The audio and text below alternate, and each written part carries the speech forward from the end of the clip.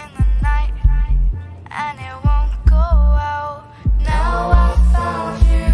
There's a heat so close that I never feel cold. Now I found you. I was alone, out in the dark. Then I saw hollow squares all around. Oh, now the calms call my name every night. Now I found you in the depths, gazing brightly at the neutron star. We share the field, scooping jack cones, leaping to the edges of the night. Oh, I was alone, out in the dark.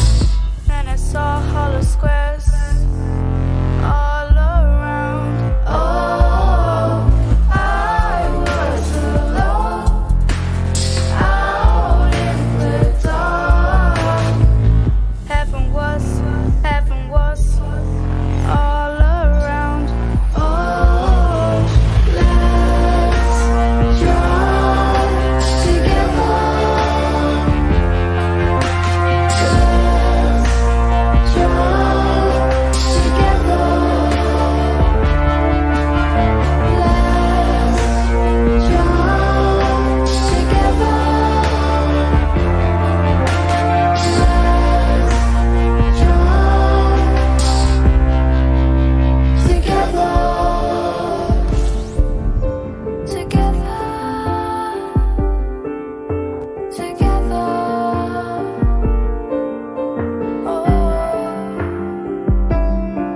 See the tribes blink. Oh, everyone's a soul on a new path, on a brave line. Feel the engines roll. Let's engage it all. Feel the new ride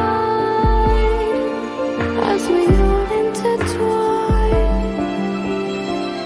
Let's jump together. Let's jump together. Let's jump together. Let's jump together. Let's jump together. Let's jump together.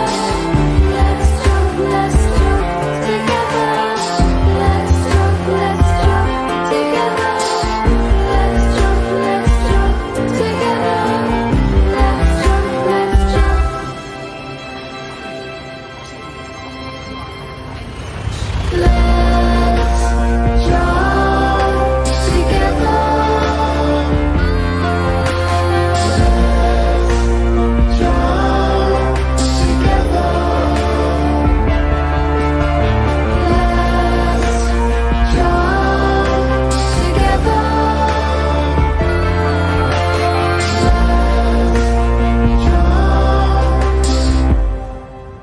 together.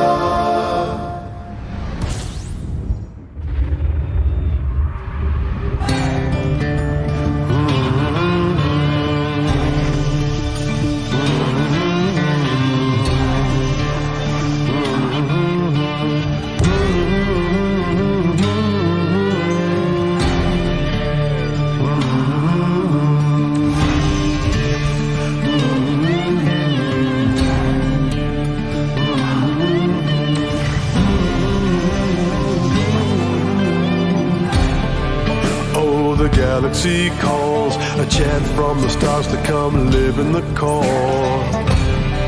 We'll jump together, my friends. Every flash of light's another hand to carry the weight. Jump on board, into those cars. Oh, will the wandering souls come and lend a hand for the distant world?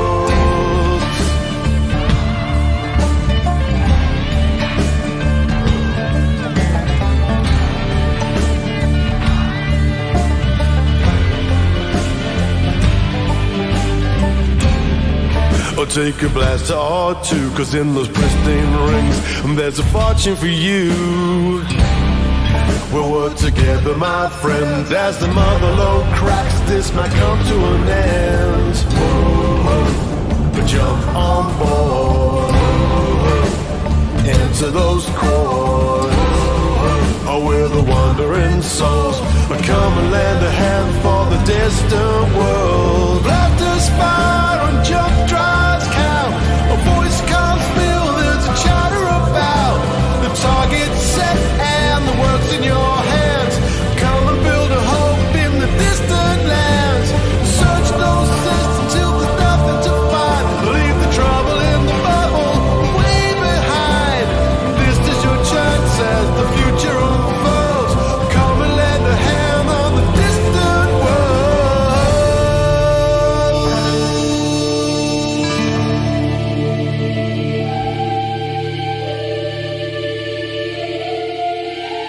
Hello Commanders, my name is Phil Morris, otherwise known as Mindwipe, and next up you're listening to my track Flashback Reimagined. The original version of this was done by Mr. Raphael Gaston and was utilised for the Amiga game Flashback, A Quest for Identity, as it was known in the United States. And I wanted to actually blend a little bit of what Elite Dangerous's style of music would be with a reimagining of that iconic theme tune from that wonderful platformer. If you'd like to listen to more of my work, please visit soundcloud.com/mindwipeuk and also mindwipe.bandcamp.com. Fly safe, Commanders, and enjoy the rest of the show right here on Lave Radio.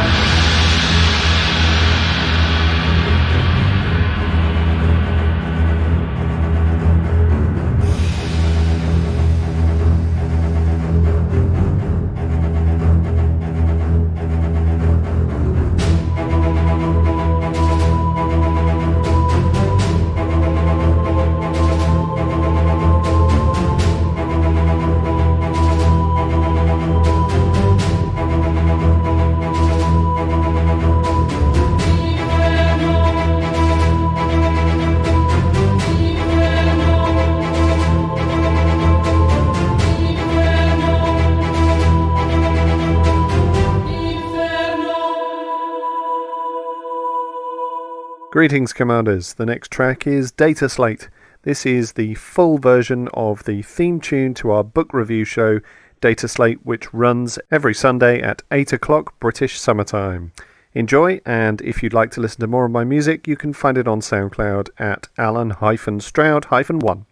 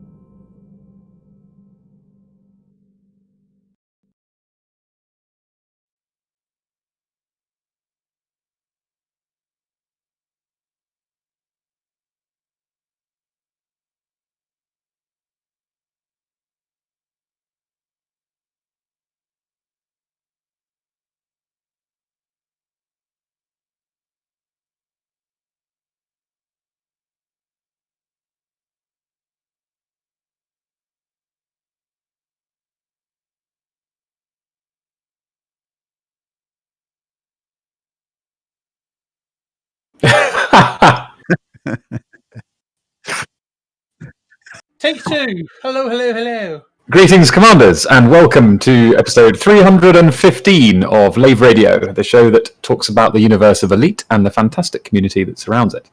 I'm your host, Commander Deja Vu, and joining me in the Orange Sidewinder bar for this episode, we have Commander Edelweiss, or Ben Moss Woodward. We're back! We're alive! We've made it! Yay! Commander Shan. Hello. Ben, in the first introduction, your hello sounded remarkably like one of the Teletubbies that's now on screen. Ayo!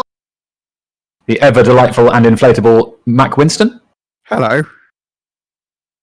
And who else do we have? We have the dashing Commander Ventura on tech. He's here. Trust me, he's here. And Newell Turner. Is Newell Turner with us? I am here. We should have a Chris Mark IV somewhere. Excellent. Yes. Our fourth iteration of Chris. We're getting there. We're getting there. One of these days we'll crack the formula. If you wish, you can join us live. We're hanging out somewhere in the video game. Where are we? I am currently in... I've been a very naughty boy and I'm in a coal sack. We're in the coal sack. I am literally in the coal sack. I'm at the Geological Survey. Lovely. So, yeah. If you can't get to the coal sack, you can join us on our Twitch channel, which you can find at laveradio.com/live and twitch.tv/Lave Radio.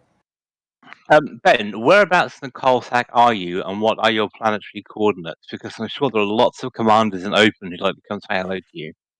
I am currently at Muska Dark Region, Papa Juliet-Papa, Bravo 6-1, and I am at 11.8630 degrees north by minus 138.011 degrees west. I'm not offering a reward this time. If you blow Ben up, it is for your own warm, fuzzy feels. Last time I offered a reward for blowing Ben up, it was very expensive and quite a lot of hassle. But that's where he is. So there's a little community goal for us. Go blow up Ben. But I'm driving around my SRV, and so you're only allowed to shoot me if you're firing plasma accelerators from your mothership. Or cannons. Nothing hit scan. Nothing hit scan, and fixed weapons only. And obviously, fixed boring. weapons Hang on, Ben. Grand Theft Auto would be no fun if they didn't allow you to use tanks and 50 cals and all that sort of stuff. So you can't say, "Oh, I'll play Grand Theft Auto with you," but you're only allowed to use pistols. I don't know. I think it's more fun. Stipulating that things that no hit scan weapons is more entertaining for Splat the Rat, I think, which is the name given to the game of shoot the SRV from your ship. Yeah, and the whole point of this is, can you shoot an SRV from your ship using a plasma accelerator? If I remember, Shan's just a crap shot. Well, he is trying to back out rather remarkably quickly. How the hell have you all been this week? Shan, let's start with you. How's your week been? It's been quite busy, really. We've had all sorts of fun and games with the imminent lockdown. We had my parents and Mrs. Shan's parents and sons over to have our sort of family Christmas, because we might not be having a Christmas. So we had one of those. I haven't really played much Elite, really. I've been out to a couple of the sites for the event, which we'll come on to later. But I brought Control in the Steam sale, which I'm enjoying quite a lot, because it's been a while since I've had a single player game, and the story is quite gripping in it. So yeah, I'm really liking Control at the moment. Is this Legions or whatever it is? Is that Control? Or is that something else I'm thinking of? No, sorry, I'm thinking Watch Dogs. Sorry, not Control. It's the video game that came out a couple of years ago about somebody with telekinetic powers, I think. Is that right, Shan? It is, yeah. Yeah. Ben, what have you been up to this week? Like Shan, actually, kind of preparing a wee bitty for yet more lockdown. I was debating, shall I risk going for a haircut? And then I decided, sod it. Who am I trying to impress? And the answer was nobody. What about will your strength not disappear if you allow your hair to be cut? My strength would probably increase if I cut my hair, to be honest. Yeah, I think Ben is the anti-Samson. I haven't cut my hair since March. It's glorious. I'll tell you what, growing your hair is just the most. It's just the gift that keeps giving. It's so much fun. Now you're rubbing it in, but Ben hasn't grown any for months. I'm not like a certain Commander Psycho Cow who tries to grow a beard, and well, no, actually, I can't grow a good beard either, so I can't. He succeeded in growing a beard. It's I mean, it's a bit salt and pepper, but it's pretty raffish. I thought. Are you sure it's a beard? Are you sure it's a real beard, not like a stick-on one? Salt and dye. So you don't think it's a beard? You think it might be one of those fungal molds, one of those bacterial colonies. It's a stick-on beard. He's been to the barbers, had a quick trim, and said, "Oh, would you mind giving me the clippings so I can put them on the beard?" Lovely. Okay, who else has performed basic bodily ablutions in the last week? Matt, we how's your don't week want to been? know what they are. My week has been phenomenal. I got a new game. I got it 2 weeks ago. Derail Valley. Now, think Elite Dangerous delivery missions on rails. And anyway, it's a train They game. are, aren't they? Well, no, you fly a spaceship. This time you drive. They're on rails, aren't they? They're on rails, so. We get it, Shan. We get it. It was crap. Yeah. Sorry, Matt. Quite whiskey, really. Right. Anyway, so it's actually non-VR as well, but it's primarily designed for VR. And it does the whole. It transitions very nicely from the whole driving trains to walking around bit as well. So it can be done. Although the way I did it had the caveat, it says, watch out, this is nausea inducing if you do it like this. And then when I asked for the next bit, which was smooth turning with the controller, it said, watch out, this is really nausea inducing. But I have the heart and stomach of a concrete elephant, so it's all right for me. But it's kind of cool because they've done a lot of work with the physics. So the trains and like things like the freight wagons or what have you, it's called Derail Valley because if you drive wrong, you can derail quite spectacularly. But it's like the springs on like the bogies of the locomotives and cars and what have you. Actually, you can see they're modelled 3D springs, and the whole thing moves as it goes along the track. The whole thing, if you sort of get off your locomotive and watch them go by, you can see everything sort of moving and the suspension working and all that kind of stuff. It's developed by a tiny company, which is they've got about 6 staff, and I thought it's really weird because the locomotives look really North American, but all the buildings look really kind of reminiscent of Soviet buildings. Anyway, it's the company that makes it's actually in where's it? They had out in the Balkans somewhere. So it is kind of they are kind of from the former like Soviet satellite states. So that probably explains the building style and everything being in kilometers an hour. But yeah, it's the attention to all the physics in it's really nice, and you can get out your train, walk around, and you also have to do things like couple up your train. It doesn't just happen automatically. You have to get between the loco and the and your freight wagon and attach you've got like a typical the typical coupling system, which is quite common around the world, and then you've got to hook up the air brake pipes. And if you connect 2 locomotives together, you've got to put the multiple control cable together and all that kind of stuff. So is it open world? Can you deliver to? Can you just go between any of the? I'm googling it now, and it looks like there's loads of little towns on an open world map. And you can drive it, but there are costs, so you've really got to do the jobs to be able to afford to run your trains. But that's really good. Looks really fun. Can you sabotage other people's trains? No, because it's single player. But it does have rail legs. Yes, you can get out and it looks like you can do quite a lot of derailing as well, which I'm quite intrigued by. You what can, about holding up trains?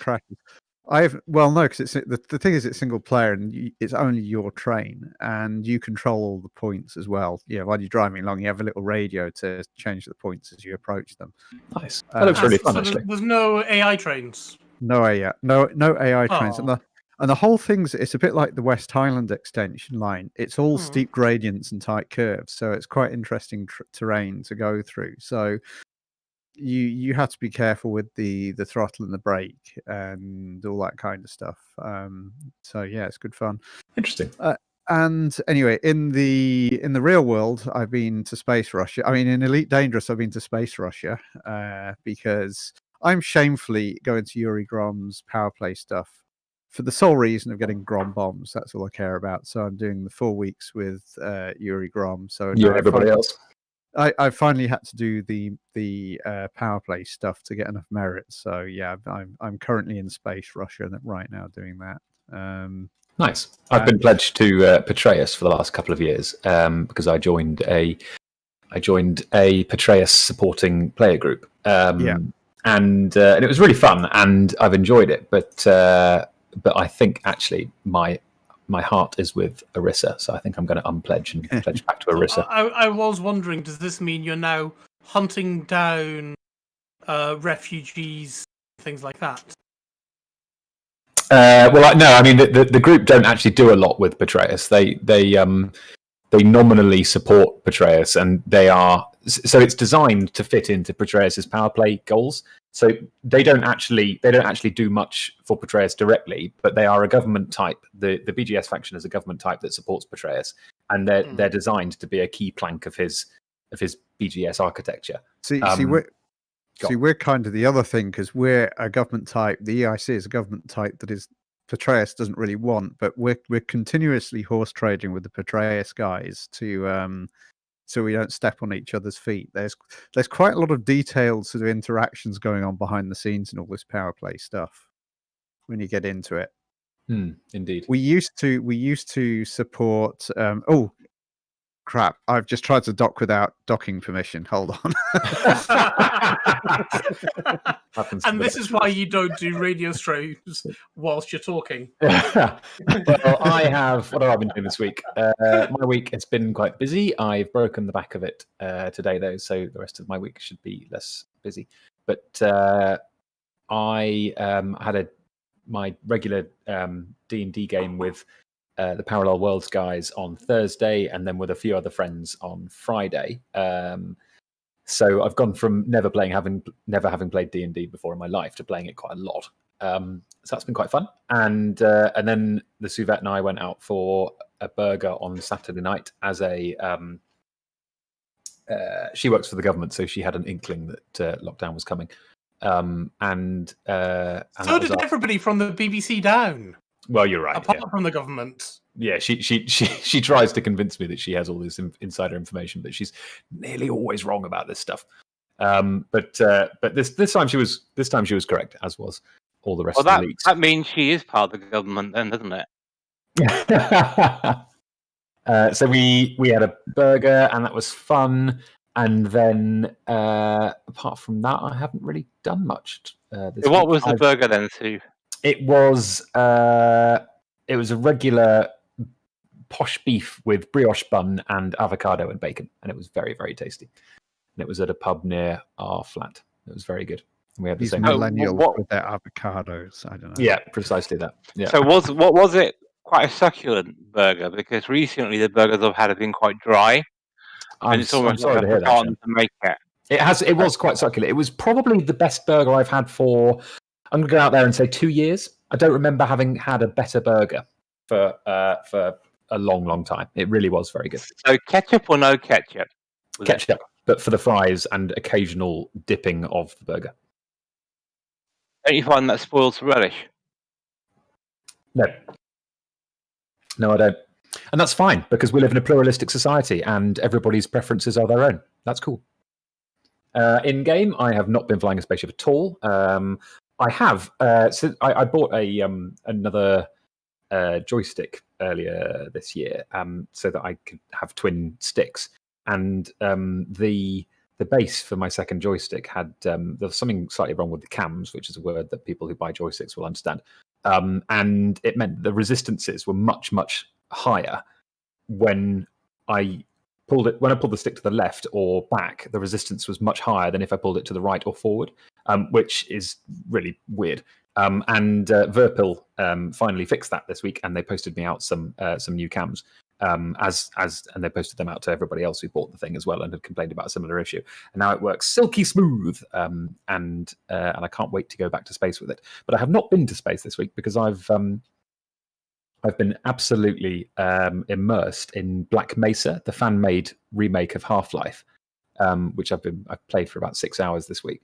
And it's just it's totally brilliant. It's about £7 or £8 on Steam at the moment on sale, and it's the graphics may not be absolutely bang up to 2020 standards, but they're probably like 2016 standards, I'd have thought.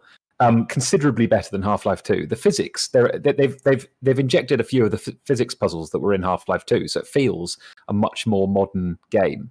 It's incredibly polished. And they've basically translated the original as perfectly as possible into modern standards. And it's just, in terms of first-person video game experiences, it's an absolute masterpiece. So, thoroughly recommend people go and pick up Black Mesa on Steam sale and give it a playthrough to remember why Half-Life was such a flipping masterpiece. I've just got a question, Steve, about your burger. What sort of bread was on it? Brioche. I did say, you weren't paying attention. Brioche? It was ostensibly Wagyu as well, but I don't think it was Wagyu because it was only £12 or something. And Wagyu's supposed to be really, really expensive. And it didn't the beef didn't taste absolutely sort of transcendent. It tasted just like tasty beef. So I don't think it was proper Wagyu. But yeah, the beef, the bun was brioche, and I think it just had a slice of cheddar in there as well. If I remember any more salient details about my burger, I'll definitely let you know. Oh no, I'm just looking at the comments in chat about people working for hours and hours and hours not eating and things like that. So we obviously need to raise expectations of our audience to make them feel even more hungry than they are, you see. I can't see that. Sorry, listeners, if I've made you terribly hungry. But you're not. Go and eat a burger. Can recommend. It's really good. Whilst we're talking about burgers, I was browsing Just Eat, I think, either Just Eat or Ruby, and I saw a burger place that has 10 beef patties in the burger, plus cheese and everything else. I mean, this thing was about a foot high. That's frightening. Well, why would you even bother to make them into separate patties? Why not just have a sphere of beef that you just awkwardly wedge between two bits of bread? That's called a meatball, isn't it? Yes. Yes, exactly. I don't really understand why you'd bother dividing it into patties if you're just going to put. I can just see one of those kebab rotisseries with 2 bits of bread in between. Yeah, just like a doner kebab and a couple of bits of bread, and then call it good. Exactly. Anyway, let's move on. Development news. Elite Dangerous. That's a video game, and it gets developed sometimes. What development news have we got? Who can bring us up to speed on this?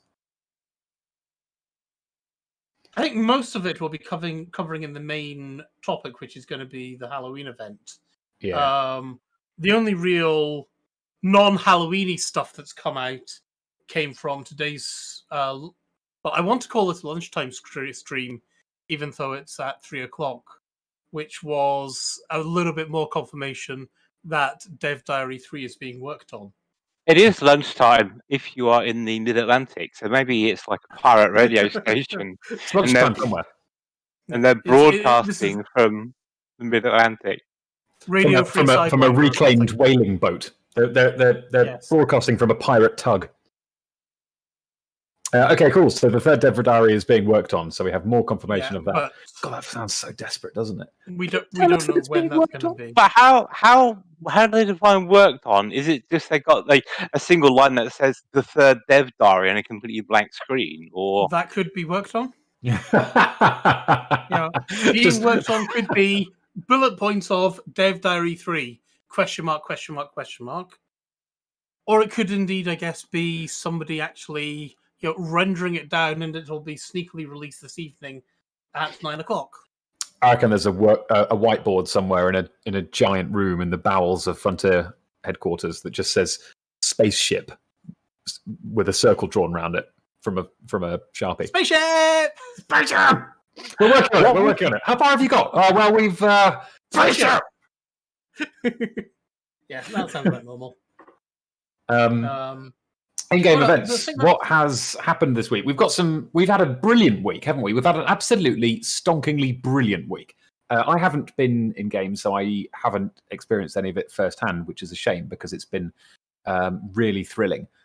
So, Ben, can you please... We do have another confirmation for you then, Suv.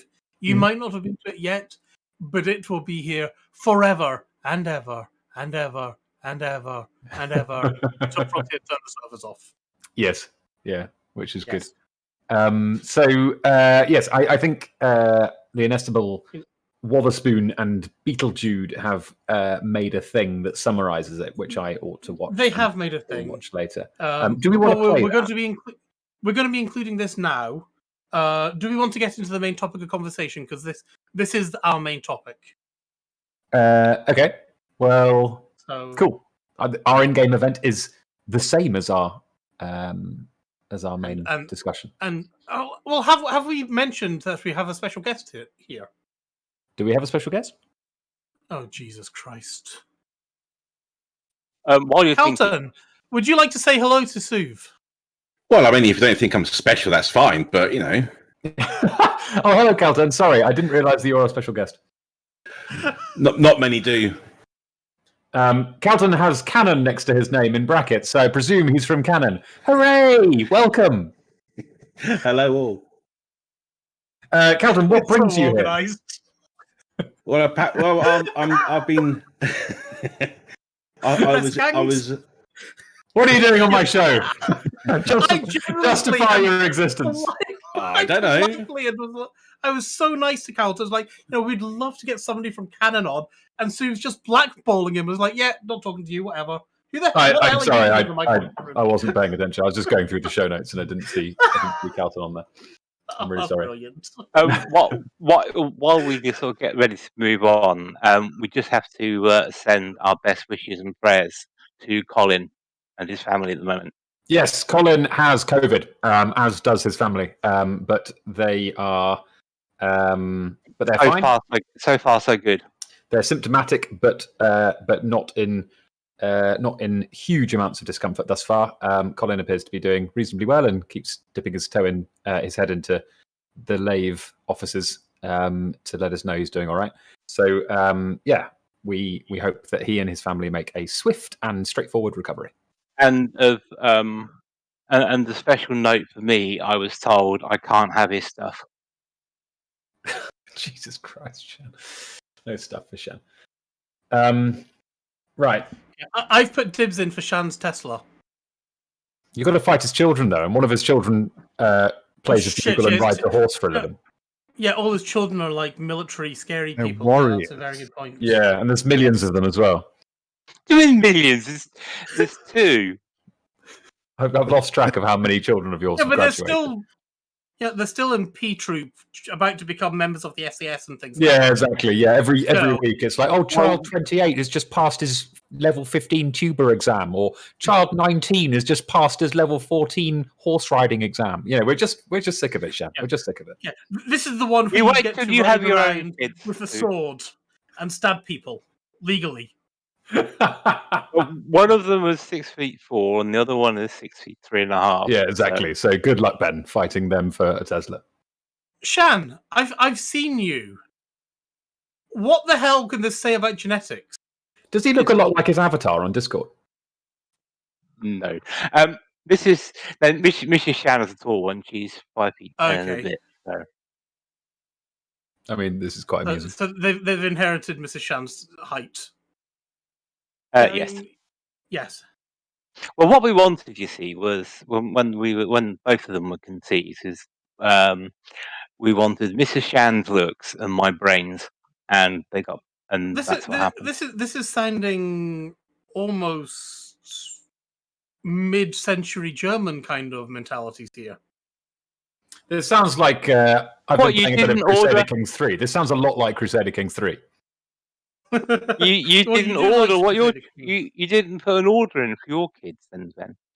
Oh, Hang on, we've got a Thargoid about to come. Oh, nice. I think we do. I've just heard about a frame shift anomaly. Can you stream? Yeah, it's streaming now. I am streaming. Nice. Talk us through it. I don't know. I just got a message about a frame shift anomaly, so I'm looking for it. While you're furtively There it being is. hyperdicted, I will read out the message from a small furry rodent. Please, can we have a shout out for the IMU Discord for getting together and doing, e.g., has-res mining for Paynite and/or combat support in Wings? It's rather fun. Primary contact is Kate Balthazar in the IMU, the Intergalactic Mining Union, for that stuff. Very profitable too if you're one of those miners, since she does mapped runs.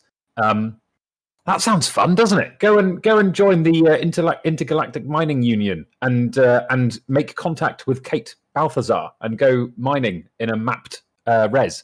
That sounds great fun. Thank you very much, a small furry rodent, for pointing that out. Ben, are you dead yet?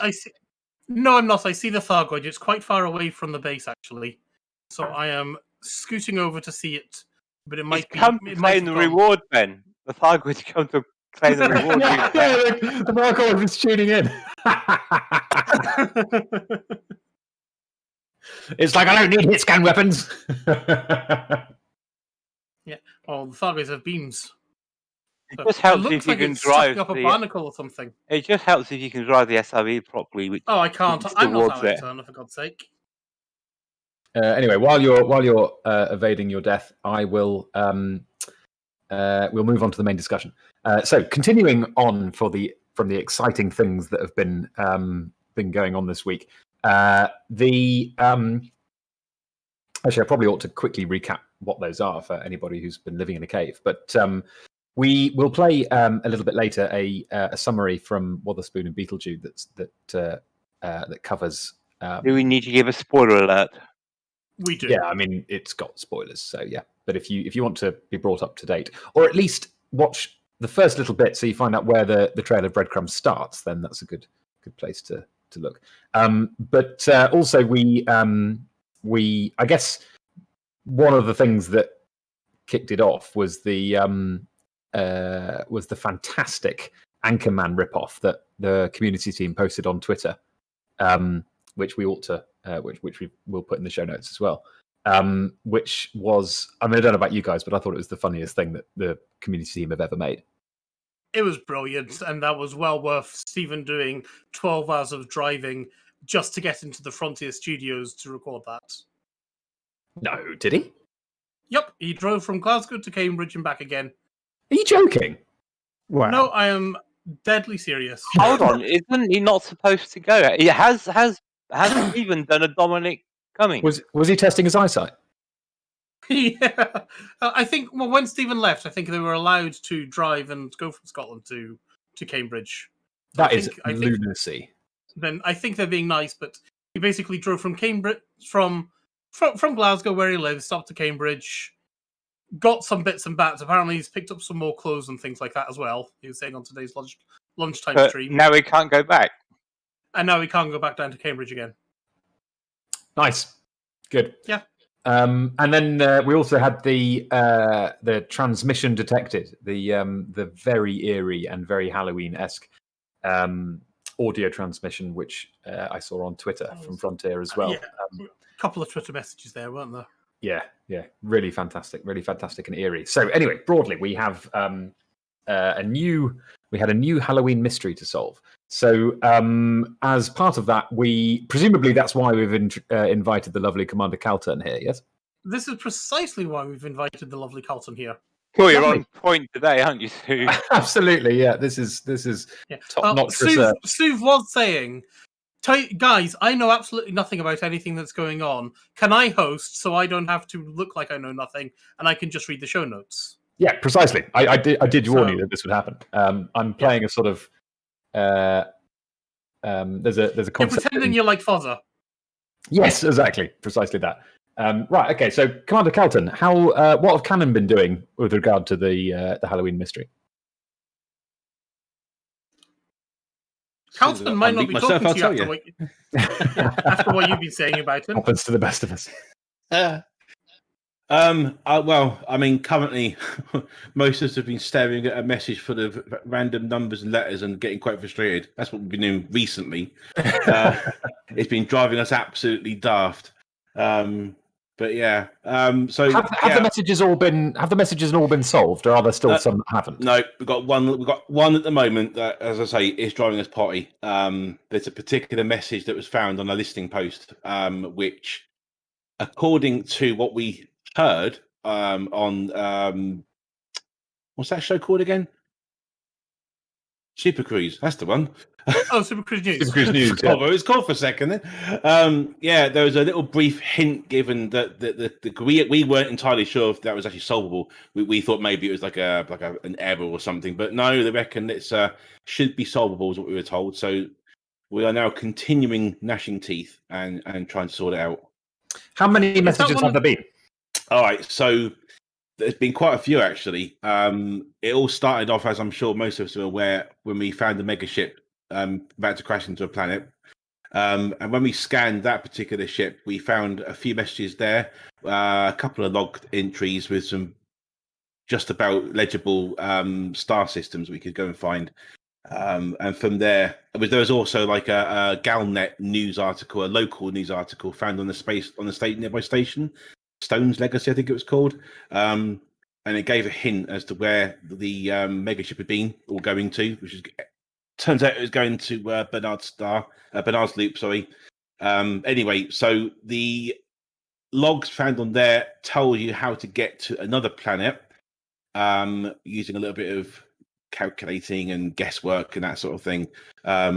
It was quite vague, but you know, us guys at Canonn are like, we're quite what's tenacious. The word? Tenacious. That's the one.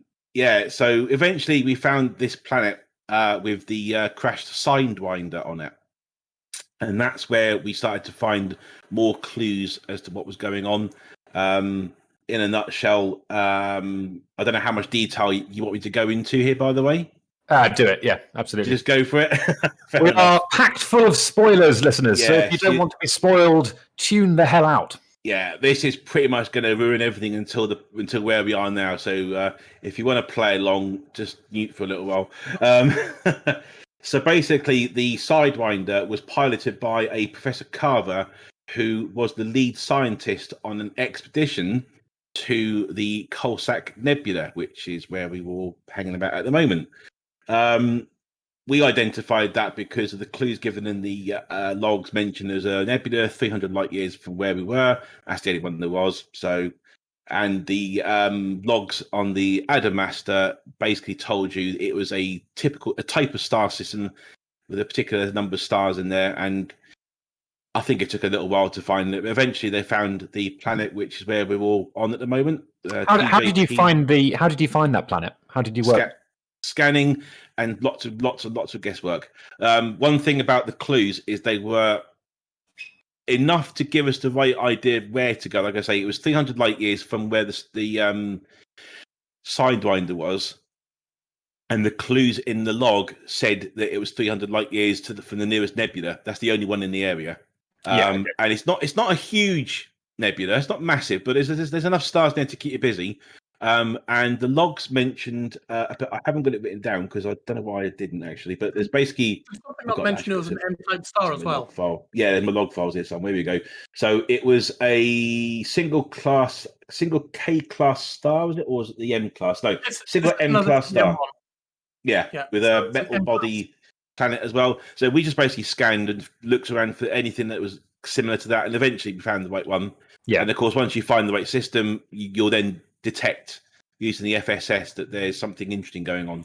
Yeah. So that's where we found the base. And the base, of course, has lots more logs, and it started to fill in the story. So the story goes that this group of scientists, led by Professor Carver, who were hired by a company called Azimuth Biologicals. Bearing in mind now, this is 200 years ago, so this is nothing new. Yeah. So 200 years ago, they were hired to do an expedition to this particular planet. I suspect that Azimuth knew something was going on over there, but they didn't know what it was, hence sending these guys over. So they sent them over, and they found something. And what they found was a crashed Thargoid ship. And they recovered something from this ship. It's not specifically mentioned what it was. We think it was a Thargoid sensor. Those little cute things that float in space. If you've not seen one, they're very pretty. And murdering. Also, what's that? A bit murderous. Yes. And A bit murderous, but they're very cute though. Especially if you put it, you just ignore the corrosive stuff. It's fine. I did like when Just Call Me Wendy made a Thargoid sensor or unknown probe plushie. Yes, you couldn't get much cuter than the plushie, could you? Yes. So that's what we think it was. There's no direct evidence to support that, but the logs later on, which I'll get into in a second, they mentioned that it's quite corrosive, and the guys in the base, they said that when they put it into like a cage, and it started to play havoc with the base systems. It was causing problems, shutdowns, data drives were reset, all these wonderful things. So it kind of sounds like what that was. And also the Tharg guys wanted it back, so they don't like it with their stuff, as I'm sure we're aware. Anyway, so they broadcast more logs, which, as I say, filled on a lot of the story. And if you cast your mind back to the beginning of all this, when we had the binary code and the message on Twitter from that I was scared sounding voice. Yeah. Oh, Instagram. Oh, my apologies. I'm not au fait with these social media things. The Twitter thing pointed us to Instagram. Yeah. Well, the voice on there was one Mr. What was his name? Christian Murphy, I believe it was. I have got it written down, but for some reason I can't find it. There you go. I'm organised. Look. Is that a dev or a character or what? No, it's a character. It's a character who is part of Carver's team. Oh, cool. Yeah, and he was going a bit crazy. It sounds like he was driven mad by whatever it is that they were keeping on site. So it wasn't just affecting machinery; it was actually affecting people as well. And as you heard, he kept repeating about the stones. He's watching the stones. That is now clearly referring to the barnacle that's found on the system, on the planet's surface. Yeah. So the logs were sent off apparently back to a HQ back in the Chukchan system, which we haven't quite figured that out yet. Because we know that the the Adamastor, that's where it originated from, but we can't seem to find any evidence of any HQ there. But I don't know if it's still there after 200 years or it's called a different name. We know that it changed name to a different company, which I've forgotten the name of. Okay. But yeah, anyway, I've got the name of it. But yeah, so the company in question, Azimuth, they sent out the Adamastor to go and pick this up because obviously they received the message and they were like, "Oh, we'll have that." Yeah, and they also sent along militia soldiers, which is a bit odd as well. So it sounds like they were wanting this pretty badly. Don't forget, of course, back in those days, Thar guys were not really a thing. They were basically a myth. They didn't really exist as such. Oh, yeah. I mean, the first Thargoid... This is actually pre-Thargoids, I thought. Yeah. This all happened in 3111. Yeah. And the first Thargoid encounter was 3125. Yeah. So this could have all... Well, I don't know if it definitely was the list, but... Yeah, very good knowledge. Because I've got both pieces of information on screen in front of me. Oh, well, that helps.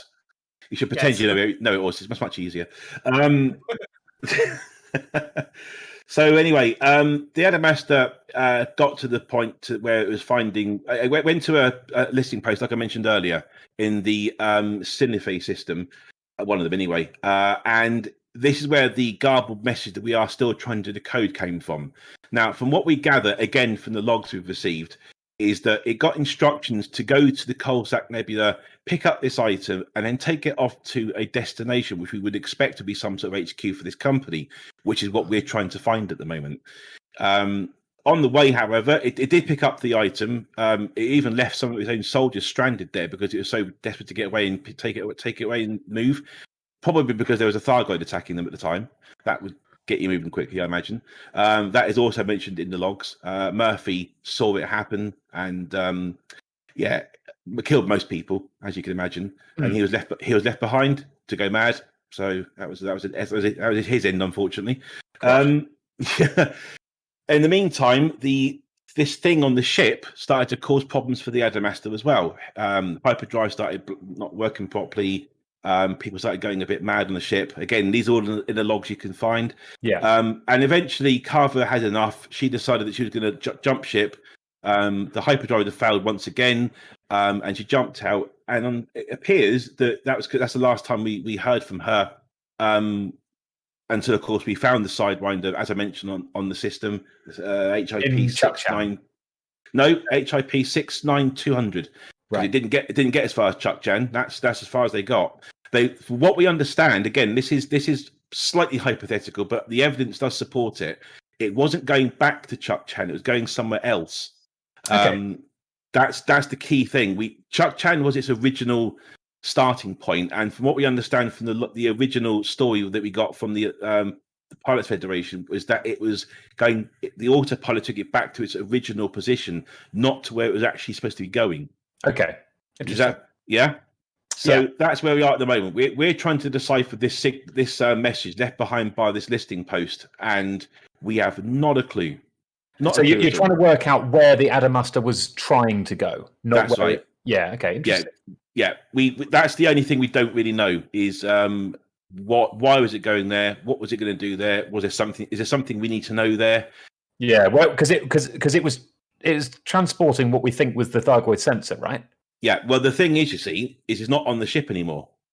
So there's kind of a Weyland-Yutani situation where the insinuation is that there's this that whoever now owns the Adamastor wanted to harness this Thargoid technology for themselves and had redirected the Adamastor there, but we don't know where it is and we don't know where their base is. Is that correct?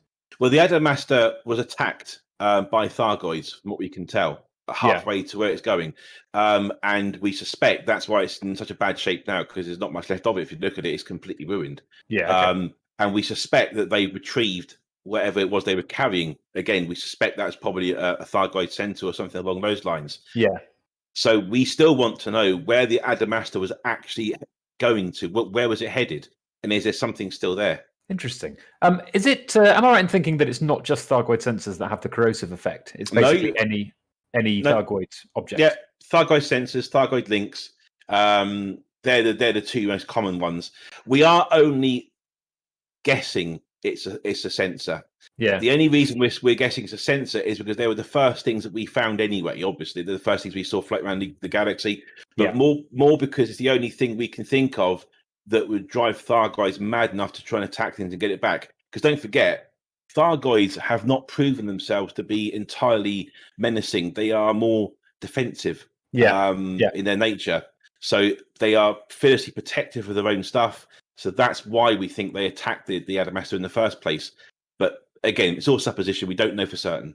But attacking an entire megaship over one Thargoid sensor seems a little extreme, considering that they let human ships escape. Or, I mean, I've had Thargoid sensors and been attacked by Thargoids and just flown away. So, like, it seems quite extreme that they would go.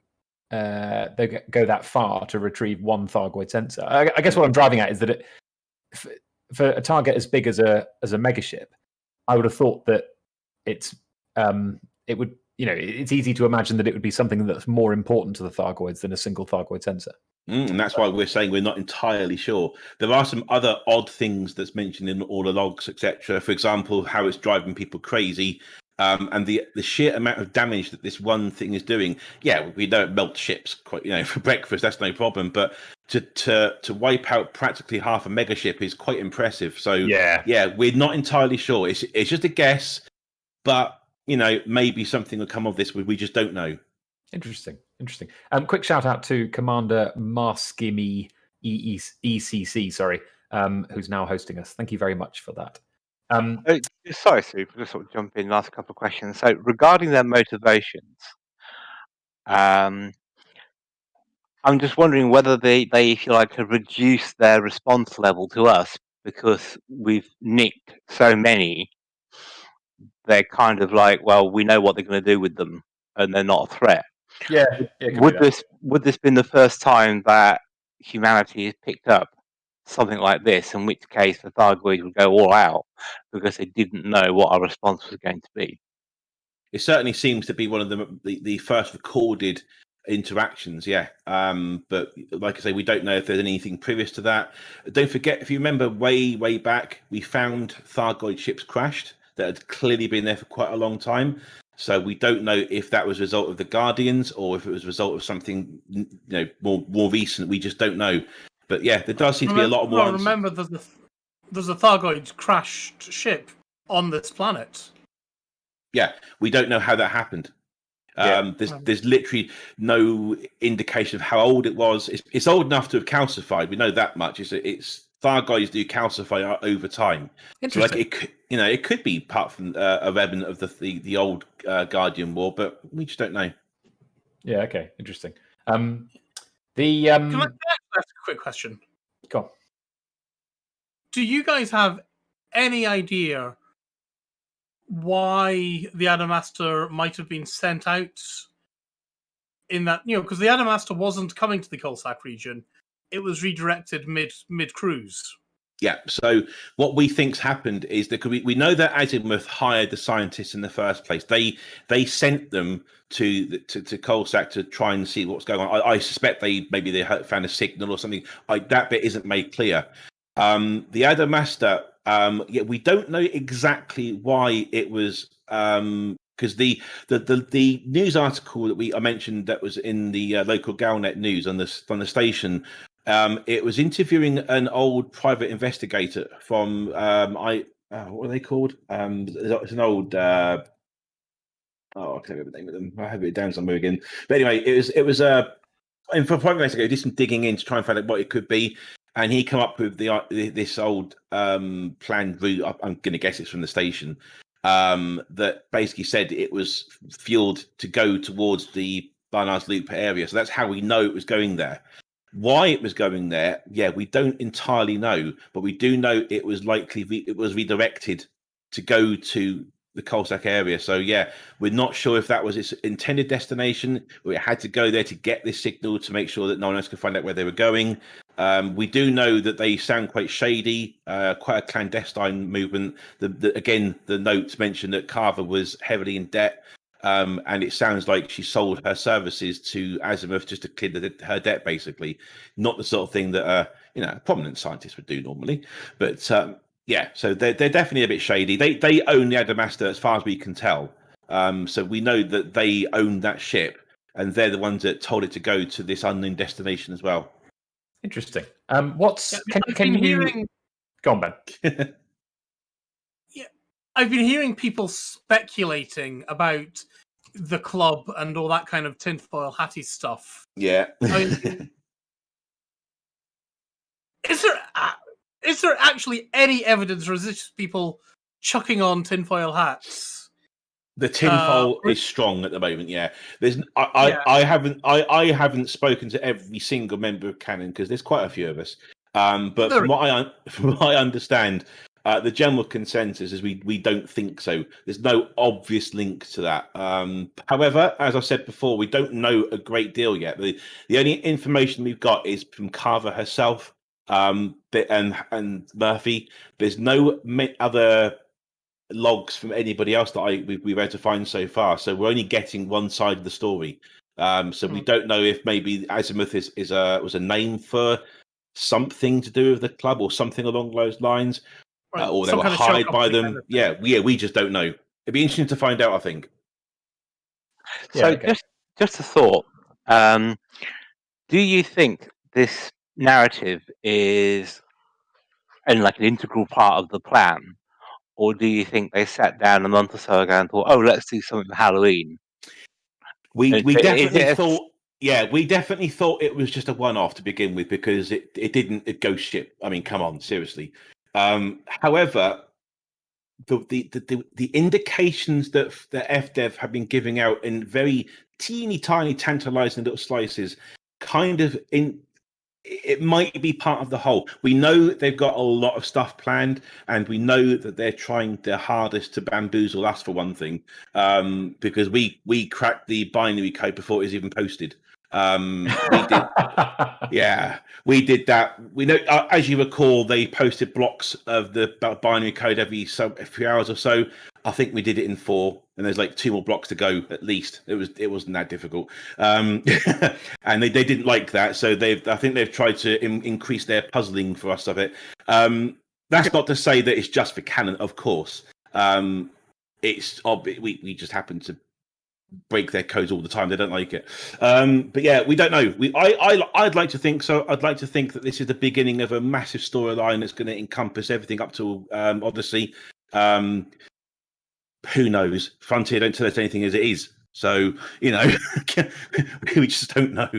Yeah. My tinfoil hattery is this is leading up to first-person Thargoids, because we've kind of seen leaked images and things of various Thargoids.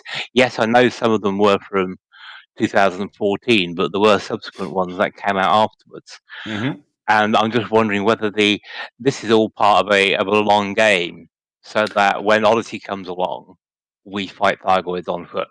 Well, let me give us some food for thought then. I've said all along with that Canonn more or less are slightly in agreement, although that's never conditional, unconditional. Sorry, it's a Thargoid sensor. There's entire possibility it could be a Thargoid that they captured, and the actual Thargoid from the center of the ship. We don't know anything about their physiology, and we don't know if they could survive that sort of crash. But it would certainly indicate they need a cage, which is what they refer to it as, a cage rather than like a box. Wow. Well, Okay, that's interesting. The Thargoids are actually attacking somebody at the moment. Go, Ben. Get Thargoid. Ben, he's down there. No, they're running away again now.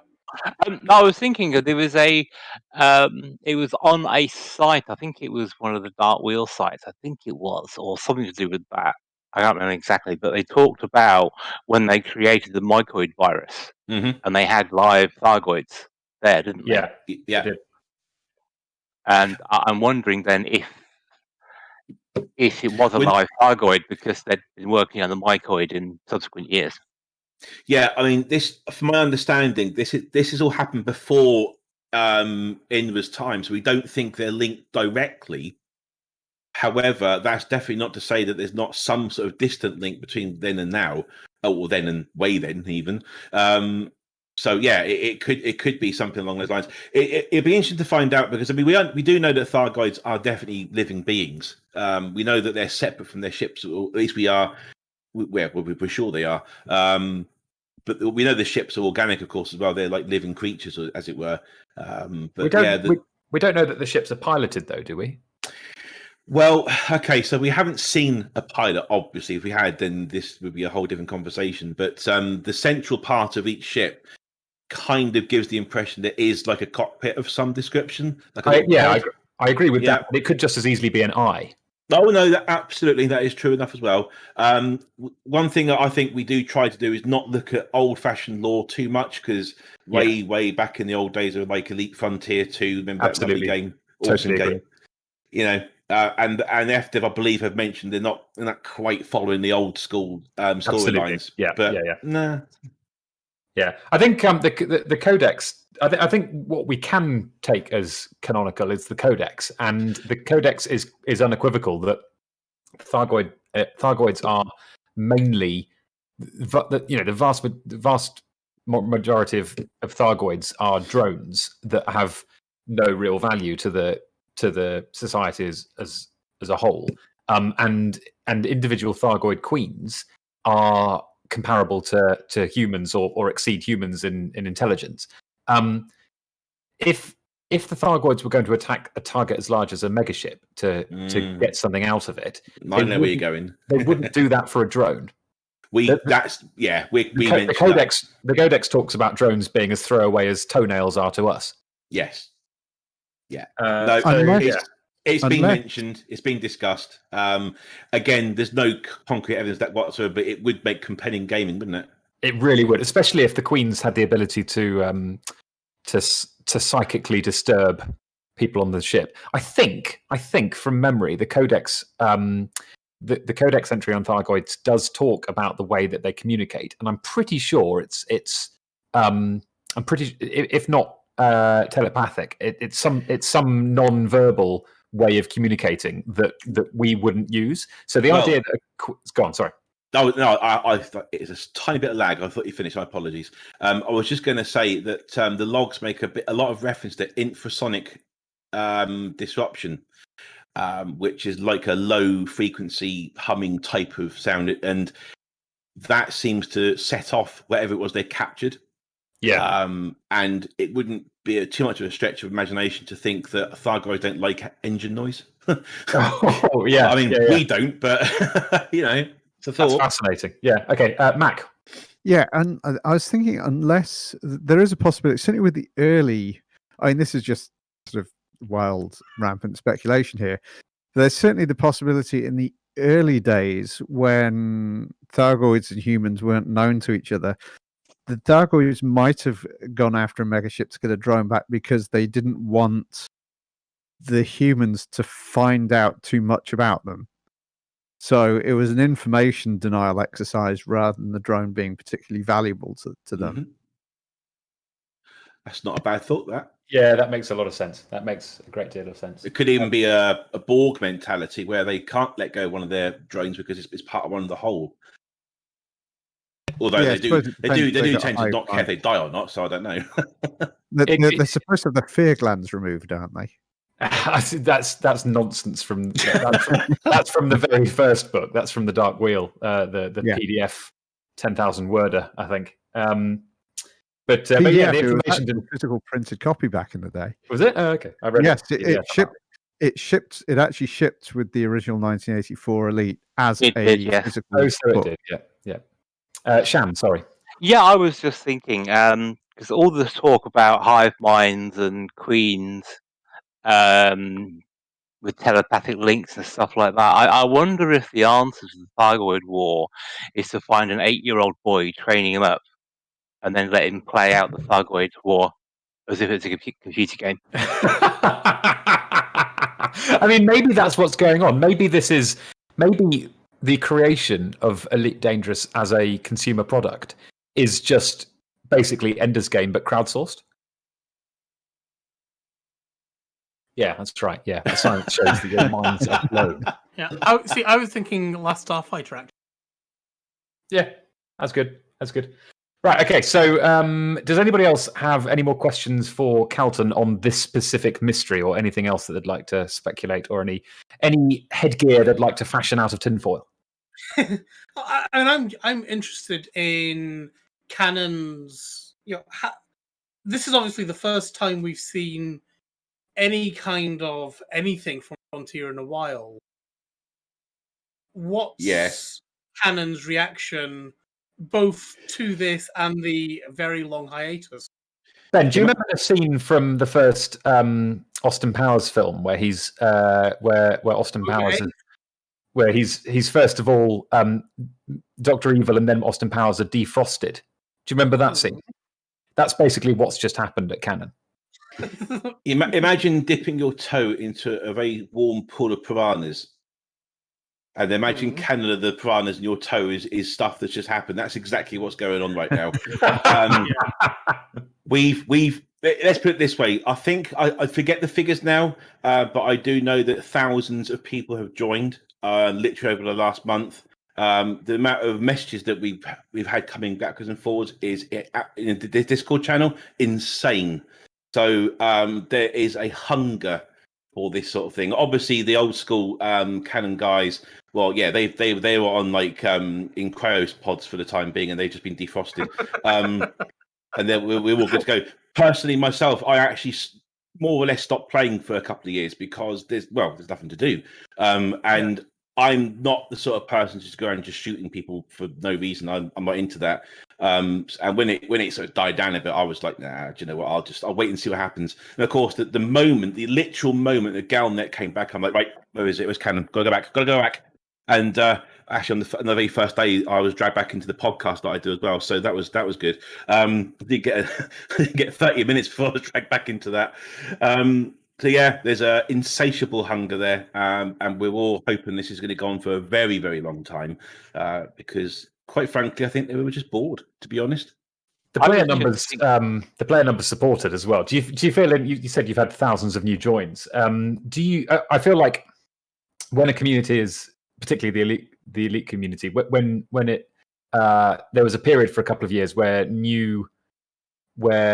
sort of communities or identities were springing up to cater for certain needs, and Canonn became the conduit for scientific inquiry in Elite Dangerous, and therefore Canonn's membership is probably a reasonably good proxy for interest in the game.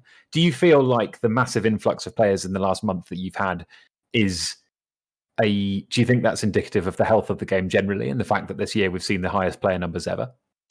I think so, and I think it's especially down to the fact they finally announced more details of Odyssey as well. One of the complaints that I heard time after time is that while Elite is a massive game, that there's not a great deal to do apart from the obvious. And I think now that there's stuff happening again, like a Galnet and this Halloween event, it's reignited the interest of people who may not have wanted to get involved with it before if they've never played it before. Plus, of course, they've combined Horizons into the main game as well. And all these, and it's a $5. I think it was a $5, so it still is a $5 now. But definitely the $5 on Humble. It's Still a not $5 bad. on Humble. It's a ridiculous Okay, cool. deal. And if you haven't got it yet, by the way, get it, because it's a good time to get involed. If you haven't got it yet and you listen to Lave Radio, you are really, really sad. Hey, there might be people out there who haven't got Horizons yet. Yeah, well, no, I mean that's not true. If they've got, if they, Oh, okay, fair enough. I'll shut up.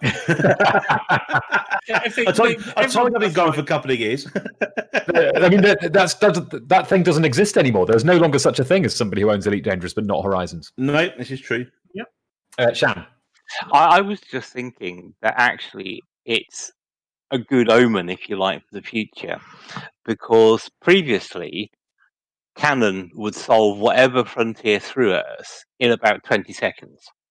So they've clearly upped their game to produce something that's got you guys stumped for a couple of days. Well, I'm pretty sure that historically the average. I mean, Kaltern can correct me here, but my impression is that it is very difficult to gauge the challenge level of a large group of people, and historically things have either been solved very, very, very quickly, or have taken ages, or not been solved at all. Well, it's just a matter of getting the heads around it, I think, because I remember the first time the probe, I think it was discovered, and it gave off this signal, and no one knew what it was. Oh, God. And then eventually it was found to be the coordinates of the vector points, I believe it was, of the ship that was scanning it. So, that took a while to do. It did take a while, yeah. And I just think it's great. I think at least this time round, they appear to have got the balance correct, because, as we just heard, interest in this is really peaking, and people are joining in simply because it's taking people longer to do it. Kaltern, what's your impression of the trajectory of challenge with these things? Oh, yeah. I mean, I joined Canonn way back just after they discovered the first probes. And I have to be honest, I was floored by not only the technical genius of the Canonn guys who solved the original problem, but the fact that FDev put so much effort into making it. The one where the probe scanned your ship, and then once you figure out what the code means, you can actually recreate it back into ASCII as the shape of the ship that was scanned. I mean, why they did that, I never did figure that out, but it was stunning detail. But yeah, the amount of effort that Canonn guys put into this problem solving, it goes way beyond what you'd expect in a typical game. I mean, again, cast your minds back to when we had the link probes, and they used those to locate the positions of Thargoid bases. Remember that? Yeah. Not only did we obviously figure that out eventually, which was, again, stunning work, that was not an easy task. That did take some time, but when you've got so many clever people working on this stuff, you're bound to get an answer. It does seem to make a difference, the amount of people who are working on this sort of stuff, because somebody's going to come up with a good idea, somebody else is going to run with that idea, and before you know it, you've got hundreds of people working on that idea and eventually coming to a conclusion. And I think it does make a difference if the puzzles are hard enough to keep that interest going.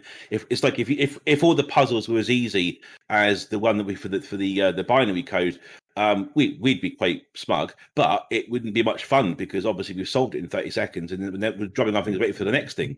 So yeah, I mean, it's definitely a good indication of things to come. I'm hoping that they're not going to make it impossible because that's not fun.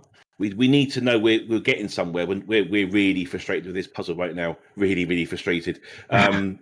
We did get to the point that sometime this week we just thought it's not actually a puzzle. We thought it's literally just a garbled mess that means nothing. But even then, there are still hundreds of people who thought, no, but what if it's this?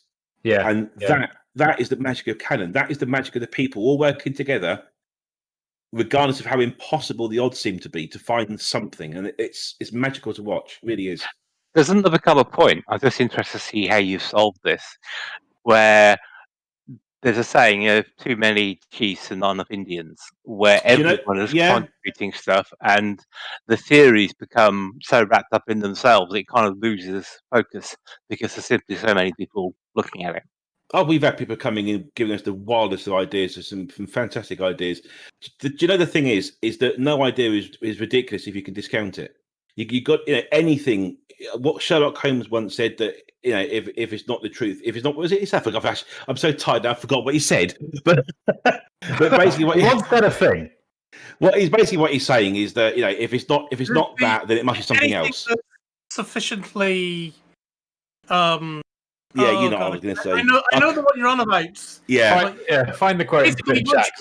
Once you've eliminated everything else, then no matter how unlikely, it's that. Yeah. Oh, that quote. Interesting. I didn't know that. I can't remember the exact quote for that. Yeah, I can't remember now either. But that is essentially what we do. People that's Occam's razor, isn't it? Once you've eliminated the impossible, what's left either improbable is found to be the truth. Do you know it's the opposite, but Occam's razor is something that you can't apply sometimes because it's not always the most obvious solution. This message, I don't know if you've seen the message or not. I don't know if you know what I'm talking about or not. No, it's not Occam's razor. Sorry, I've just Googled it. Of course, it's not. No, but it's okay. That is the new saying, though, isn't it? If Google doesn't know, make it up. Yeah, yeah. Google certainly doesn't know this. But yeah, if you look at the message itself, it's literally just a bunch of random letters and numbers. But they say it's random, but they kind of look like something, and you think, yeah, but it could be something like that. I mean, we've run it through every single type of encoding you can imagine, and it's just so tantalizingly similar to something, but you just don't know what it is. And what I think will happen, this is my own personal belief, is that now we know that it is probably something that can be solved. Somebody is going to come into Canonn and they're going to come up with this ridiculous idea, and it's going to be exactly correct because that's what I think is the way things happen.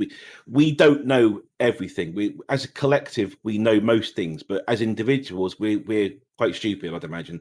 Well, I am anyway. But as a collective, we work really well. So it doesn't really matter who comes into the room. We can have thousands of people talking. We have had hundreds of people talking at the same time. People might be listening to this right now, and they've come into Canonn, and they've come into the room that we discussed this sort of stuff in, and they may think that we've ignored them. I promise you, we probably haven't. It's just that we it's impossible for everybody to acknowledge everybody else. I've said so much stuff in there and got blanked. I don't think it's because they hate me. I'm not entirely sure, but I suspect not. Yeah. I mean, there's a reason they sent you here, presumably. I would imagine so. Yeah. They love me. But whatever. You just want a quick enough runner, were you? He wants to be on Lave Radio, and then one sprints to the door and.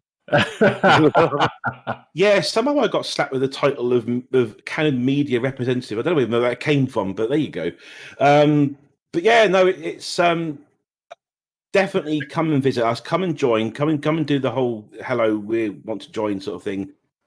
We will see what everybody. I say we. It's very difficult to say we. I mean we, as in the whole of people in that room. Not like it's not a select few of us. When it's not like 6 of us who do all the work. That's not the way Canonn is at all. It's a collective, and as a collective, everybody will look at everything else that somebody says, and if something else comes up and looks interesting, somebody else is going to go, maybe that's it. And then it carries on from there. That is how we solved stuff. That's how we did all the other puzzles. There was never 1 or 2 people that did all the work.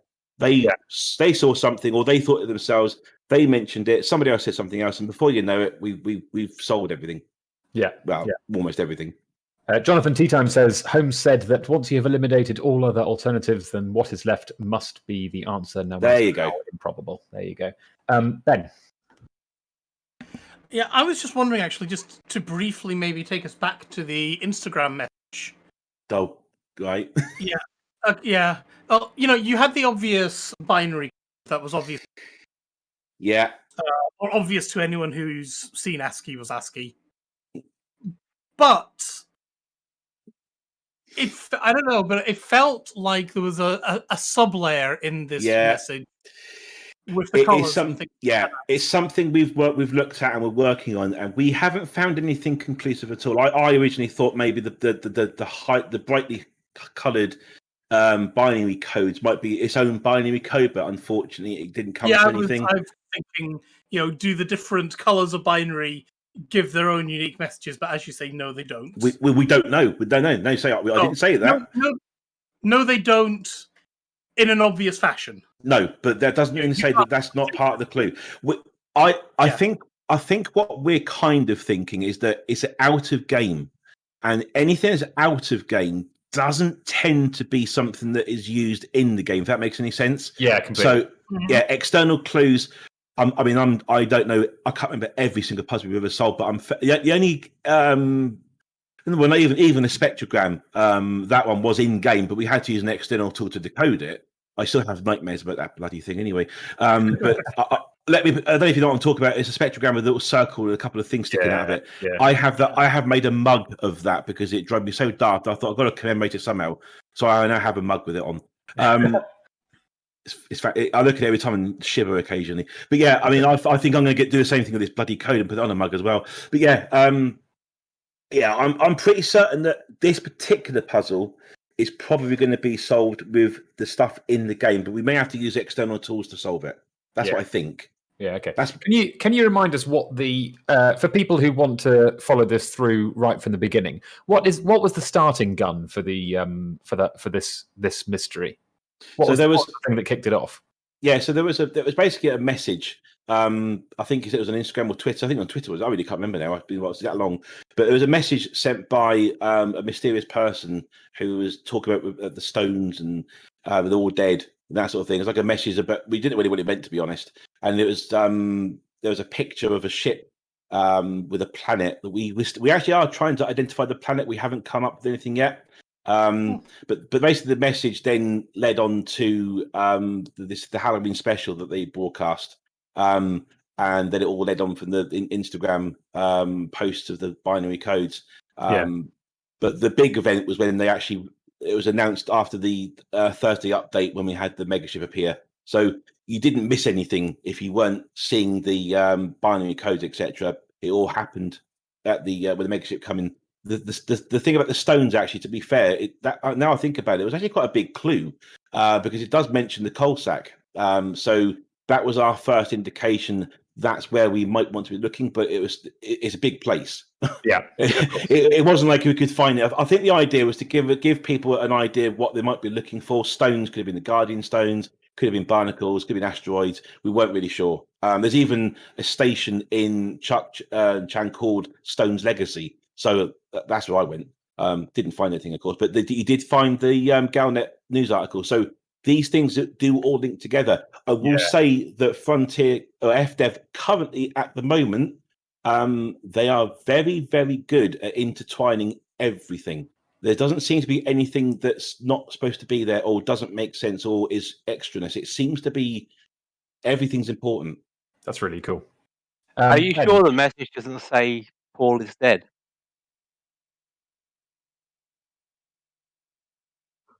Sorry? Are you sure the message doesn't say Paul is dead? Ben, did you want to chip in about the Canonn podcast? Yeah, I was just wondering. So you mentioned that you were and are on the Canonn podcast. Yes. What is the Canonn podcast? Where can we find it? And how can we listen to it? All right. So the Canonn podcast. I started that off way back. It must have been 3 years ago now. And I won't go into my own personal details because I never followed it through, unfortunately. But we started the Canonn podcast. It was just an idea to basically keep it all in character. There's nothing outside, not like Lave Radio, for example, where you guys talk about everything and the game. We kept it all in game. And if you go to the Canonn, a bit more like Saggy. yeah, if you go to the Canonn Media YouTube channel, you'll find they're all there. So when I did one show, it was all right. I mean, I was getting used to editing and that sort of stuff. But the guys but again, the magic of Canonn never ceased to amaze me. Me and a couple of guys, we just happened to mention it in one of the chat rooms. Just you know how it goes. I'm imagining that's how Lave Radio started. You just thought, oh, do you know what? This might be a good idea. You know, here you are, like 20 years later, wherever it's been now. And we did a little. It wasn't live. It was a pre-recorded thing. I did my bit. And we got people to like do little pre-recorded snippets, and it was fantastic. With some really good characters in there.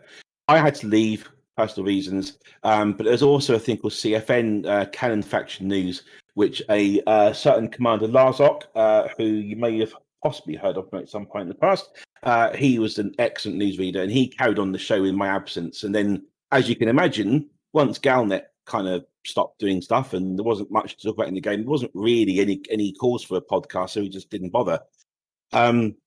Then I came in, like I said, one day, not that long ago, and immediately two of the people that I used to work with said, oh, you're back after 2 years, but it's 2.5 years, this is, by the way. Oh, you're back. You can do the podcast again then? I was like, what? I didn't know you remembered who I was? And yeah, so there it is. Is there an answer to that question? Is there an answer to, are you doing the podcast again? Yes, there is a question, and we have done 2 episodes so far. We're doing it live because we're stupid, but So say we all.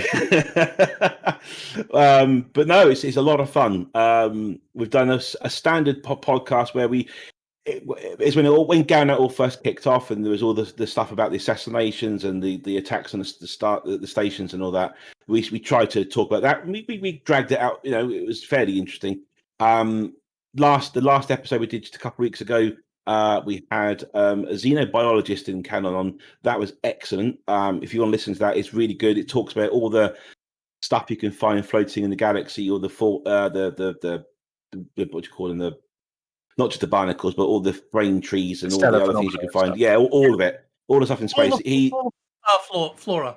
Yes, the one. Thank you. I've never gone to find any of the stuff at Lagrange Clouds. I really. Do you know what?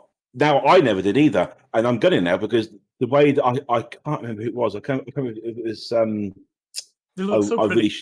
remember the guy's name. Go to the podcast and you'll see it there. But yeah, the stuff he's found is tremendous. He's catalogued it all. It's all available in Canonn's Discord. I think it's all on there. But yeah, there's so much stuff. Yeah. There's even the possibility of the beginning of the Thargoids, possibly where they may have started from. There's like I can't remember what they're called now, but these spidery little things that you find floating in space. Awesome. They got there's all sorts of stuff. It's amazing. But yeah, so yeah, we are doing it now. We're trying to do it maybe 2 or 3 times a week. No, we're not. We're trying to do 2 times once or twice a month. Is what I'm trying to say. Depending on what's to talk. I know. Depends what to talk about. And we're trying to make it into like a proper in-game radio podcast type thing, broadcast from was the Gnosis, but obviously that's now being decommissioned. So I'm doing it from my carrier at the moment. What's that, sorry? The Gnosis is now a tour bus. Oh god, yeah. So yeah, sad, very sad. We want to commission it back into service now. There's actually science to do again, but the Pilots Federation have none of it. Anyway, right, okay. Let's move on to Community Corner. One thing, sorry, Sue. I want Ben to open fire right now. Come on, Ben, shoot it. Shoot the Thargoid. It will help you. Shoot the Thargoid. They love being shot at, Ben. That's how they communicate. If you shoot at them, it means if you fire 3 quick shots in quick succession, it means I come in peace. And shoot to kill. You do know this poor Thargoid is actually bugged, doing nothing. Oh dear. Anyway, all right. So let's paper over that crack. Ventura, can you give us 3 adverts, please? Natural remedies have always been some of the galaxy's finest, so when we discovered a wholly natural way of slimming down and reducing your appetite, we had to share it with everyone. Harnessing the amazing powers of our native parasitic life, we've solved an age-old problem. Vega Slimweed has been used by settlers of the region for decades with undeniable results and significant health benefits. If you think that Vega Slimweed could be the solution you're looking for, speak to your doctor today. Travelling with Vega Slimweed ingested may constitute smuggling. Please check before your journey and declare yourself at customs for an internal search. Failure to digest does not constitute grounds for reimbursement. Side effects may include, but are not limited to, increased blood pressure and heart rate, insomnia, nervousness, blurred vision, restlessness or headache. Some forms of parasite may cause stomach side effects like constipation, dry mouth, nausea or vomiting. A small sample of patients exhibit full body paralysis, catatonic states and internal hemorrhaging. Parasite must be purged before pupation, else death will occur.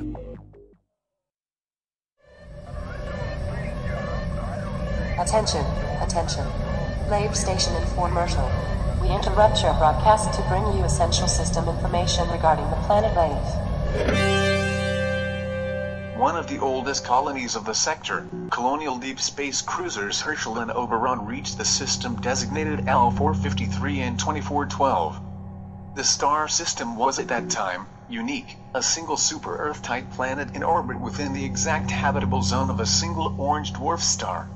No other planets or sizable bodies existed in the system. The planet's rotation took just over 20 standard hours, and the gravity was close enough to 1g for the difference to be unnoticed. Lave is a trading center for this region of unusual systems. Through some unexplained quirk of nature, all these systems have just one inhabited world orbiting a single star. Lave was most famous for its vast rainforests and the Lavian tree grub. Much of the rainforest has now been cut down, and the famous tree grub is now extinct. Lave Station is the galaxy's oldest, serving Coriolis. It was commissioned in 2752. The Type 9. Change the way you wash your hair forever. You're listening to Lave Radio, the hottest show this side of Diso.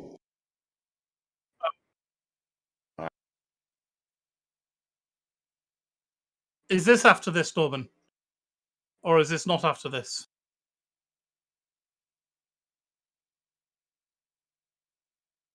Michael live now, are they? Welcome back, Commanders. How are we? We are so bad at managing whether our mics are live or not. It's ridiculous. I'm not wanting to say it's. If only we'd been doing this for like 300 episodes and we were slightly better at it. You know, it's like mics are live after this. Yeah, I know. When the adverts finished.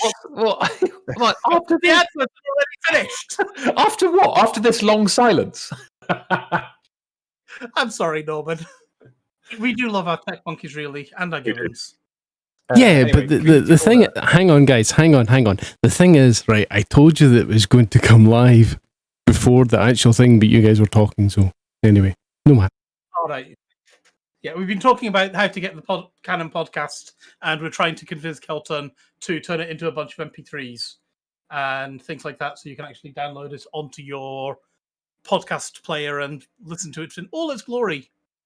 Which would make it eligible to feature in our community corner, which is opposite, because that's exactly what we're moving on to now. Nice segue. So, the Turning the Wheel, the Dark Wheel Initiative, spearheaded by the raffish Kaizen.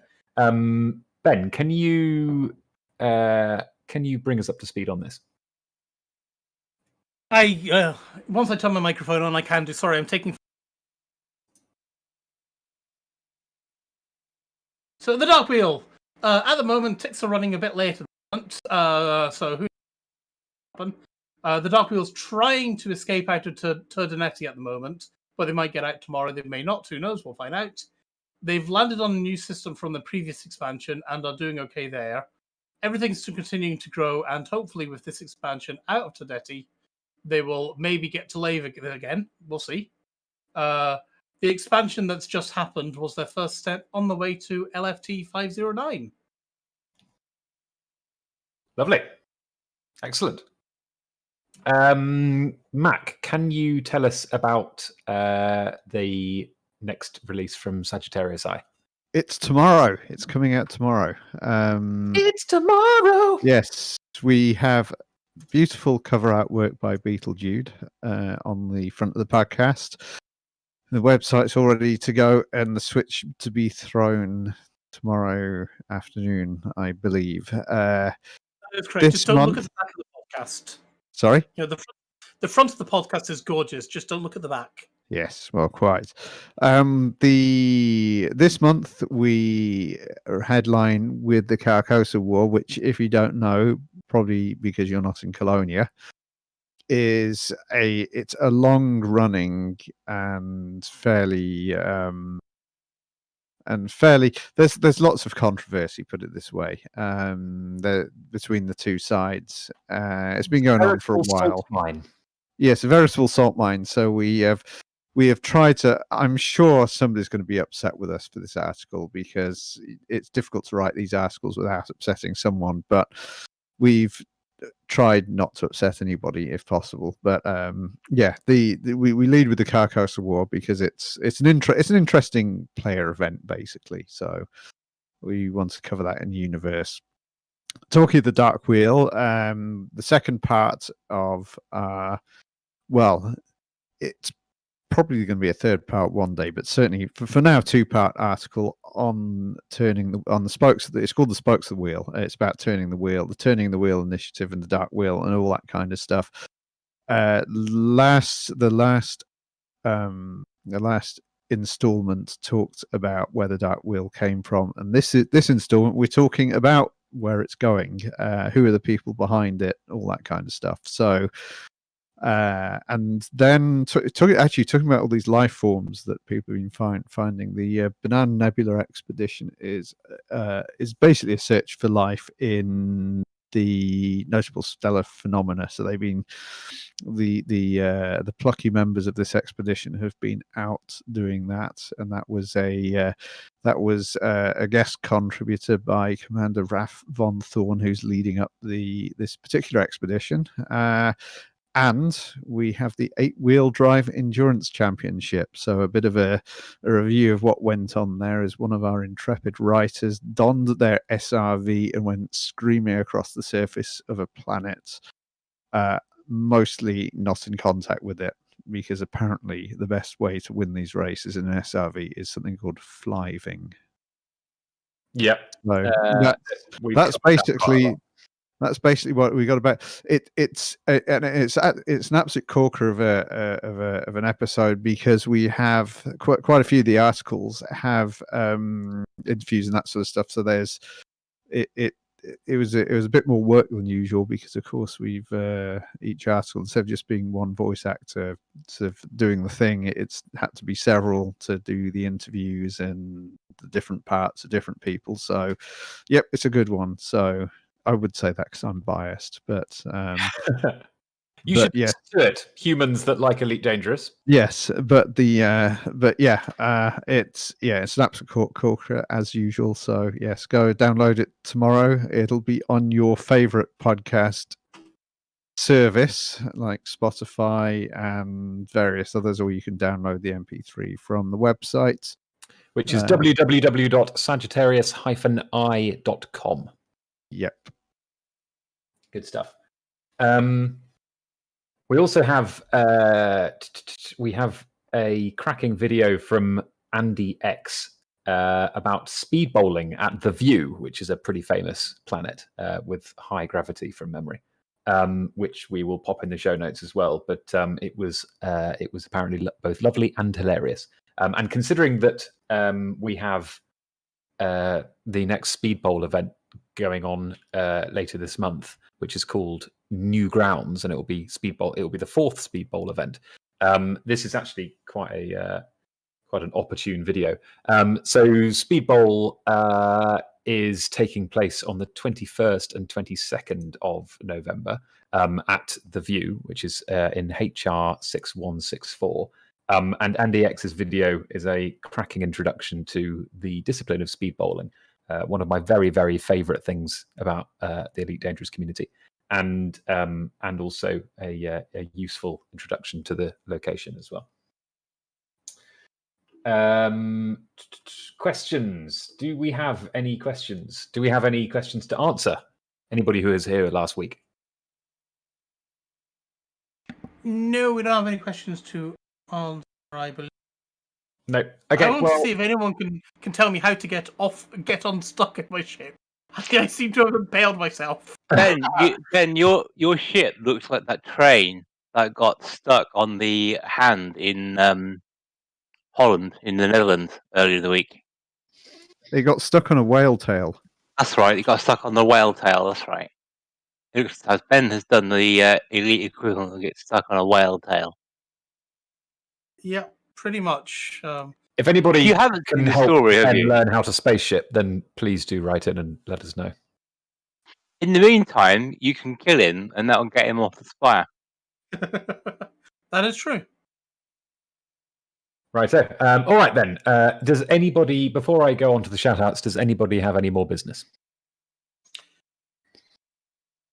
I thought was there another piece of business I can't. Oh yes, there is another piece of business. Yes, what were you going to say? Would you like to share it? I was going to. Sorry, Ben. Shan, what are you going to say? I was going to say, do we know if Mr. Musk has replied to David Braben about his tweet? Well, it was a PM, so they're not going to tell us, are they?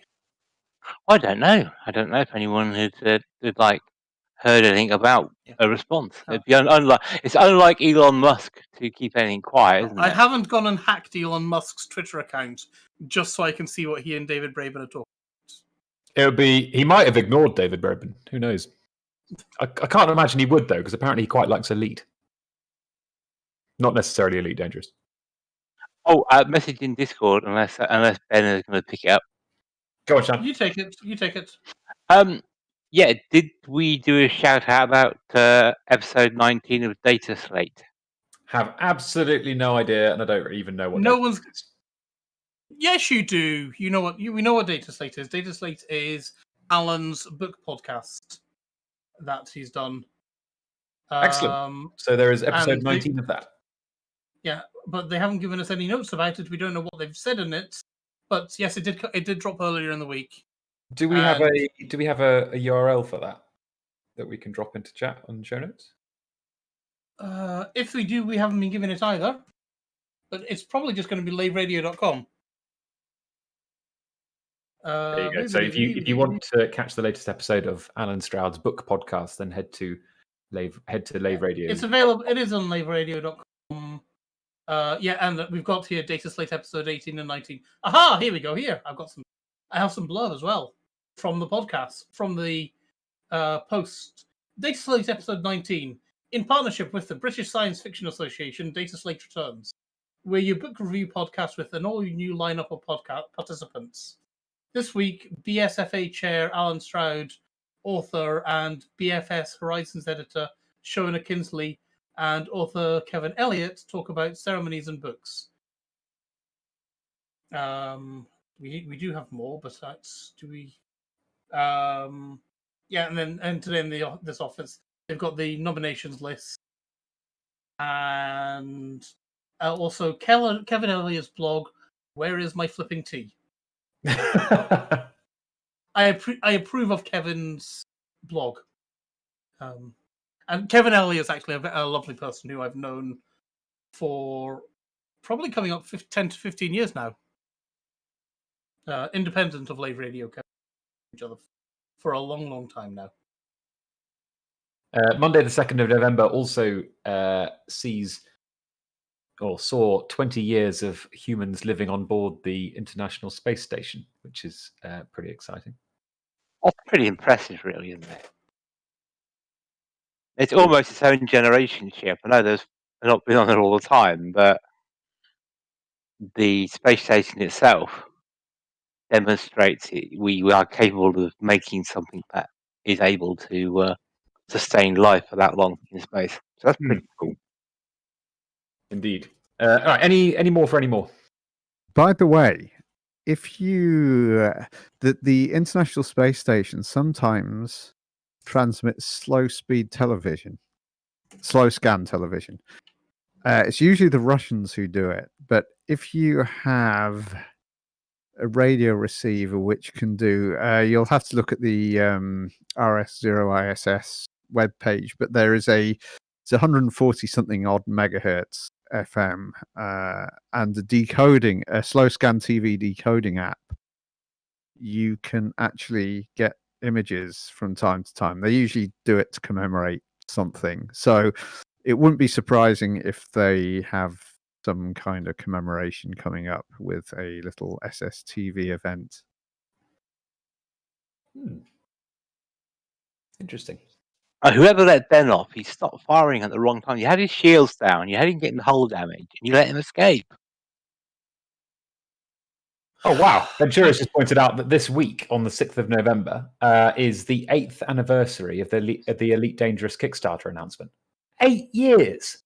That's incredible.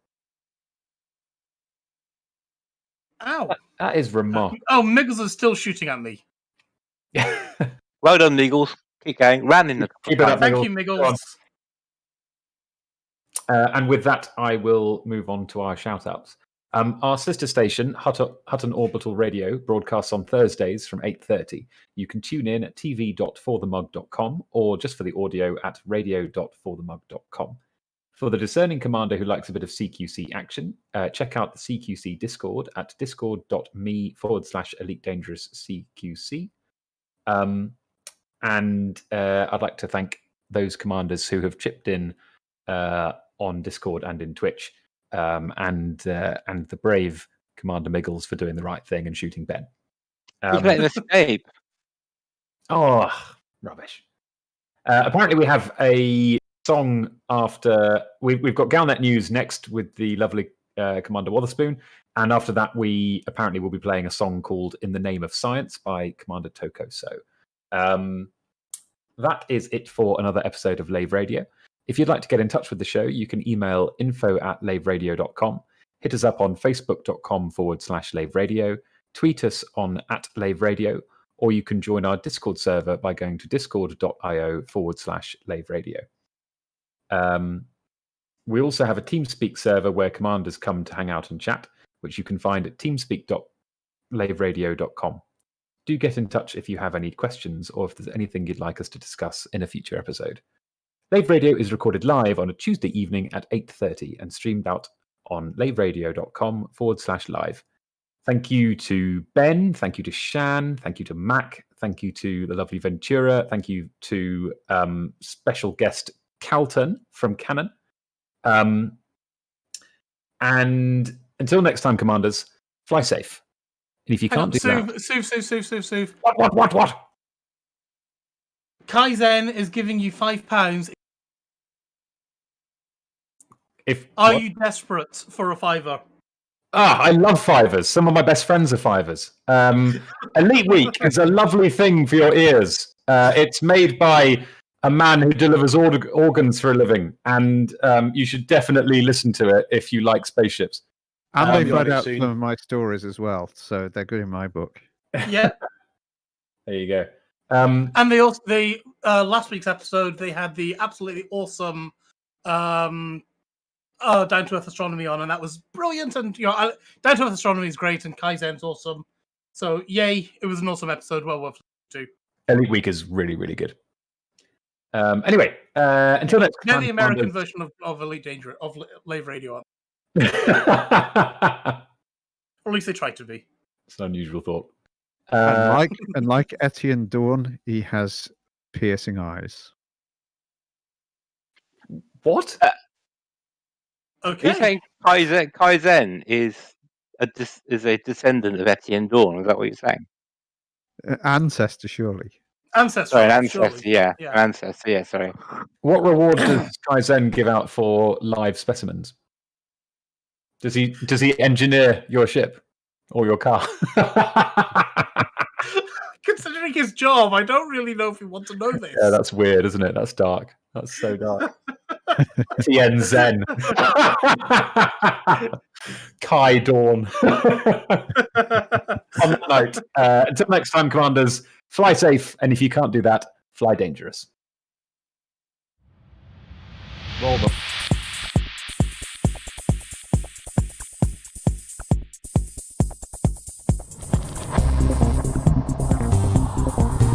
Is your life like this? Sounds like someone having an orange inserted into it.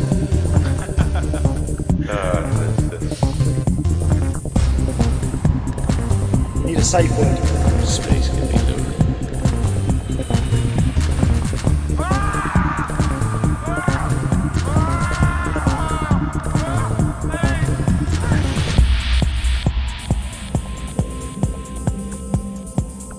I'm gonna see the galaxy.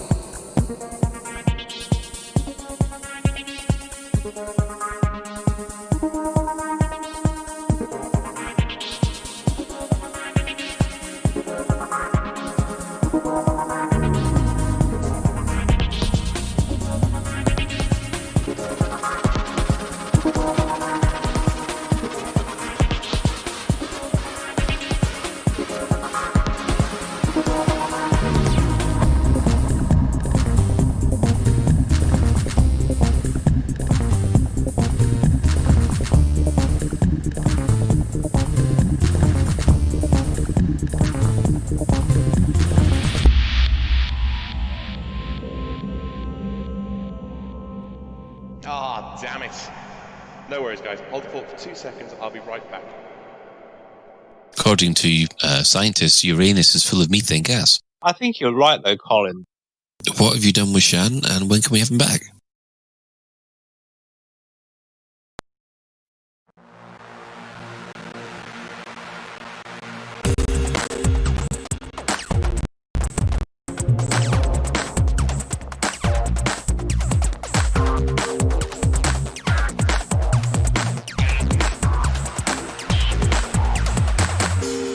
Galnet News Digest, 2nd of November 3306. We read the news so you don't have to.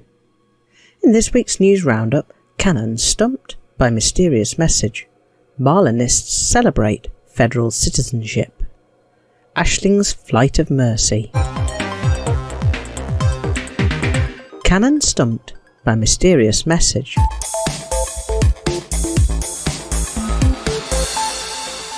Much has been discovered about the megaship Adamastor since it was brought under control last Thursday.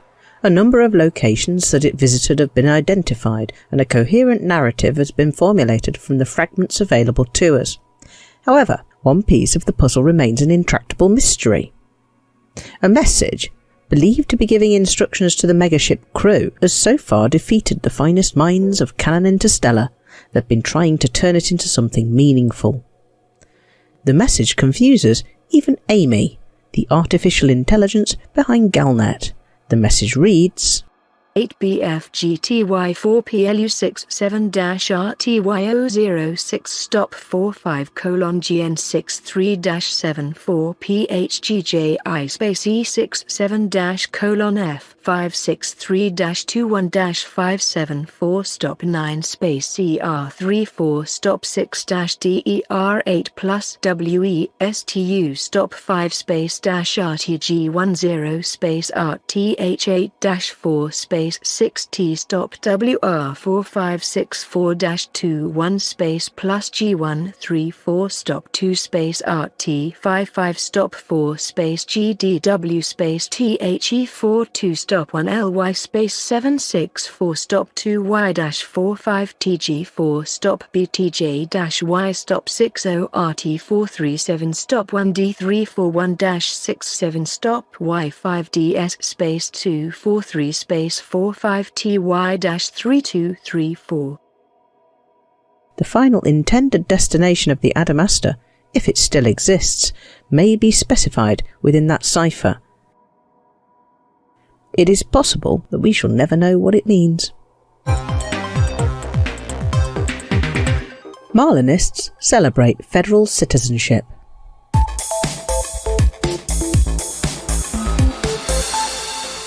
Exiled Marlinists in federal systems have been celebrating the offer of citizenship made last week amid escalating tensions between Federation and Empire. The Empire has been demanding the return of its citizens to assist in the continuing investigation into Republican terrorism being carried out by Senator Denton Petraeus and the Imperial Internal Security Service.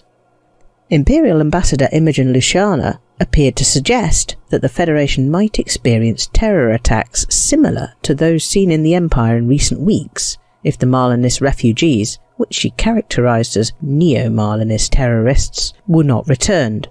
The federal response was to repeat its assertion that the Empire is committing the unacceptable and totalitarian suppression of free speech. It is not known exactly how many Marlinists escaped from the clampdown on political dissent in the Empire, but it is believed to be in the hundreds of thousands. A massive humanitarian effort last week ensured that the refugees did not starve. However, there are concerns that the Federation may not be able to bring forward its aid package to ensure the continuing well-being of so many refugees in the next few weeks, raising the possibility of civil unrest. Taken together with the rapidly deteriorating diplomatic relations between Federation and Empire, seems likely that the galaxy is entering a period of political turmoil. Ashling's Flight of Mercy.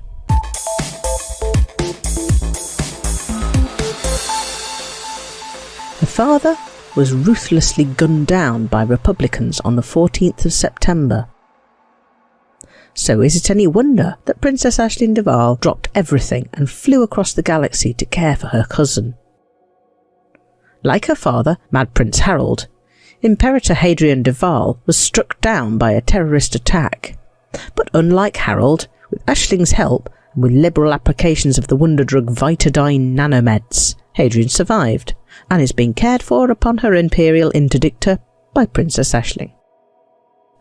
Aisling was unable to help her father, who had been on his way to visit her in the wake of the Starport bombings, so it must have come as some comfort to her that she was able to come to the aid of Hadrian, who, like Aisling, is a rival to Emperor Orissa. Both Aisling and Hadrian believe themselves to be the true emperor. Both harbour a supreme distaste for the current emperor. Both would like to see a shake-up at the top of the empire. They may have small differences in their political views. Aisling is forward-looking and reformist, whereas Hadrian wants to go back to the glory days and make the empire great again. But with Aisling caring for the invalid Hadrian, who knows what plots they may hatch together.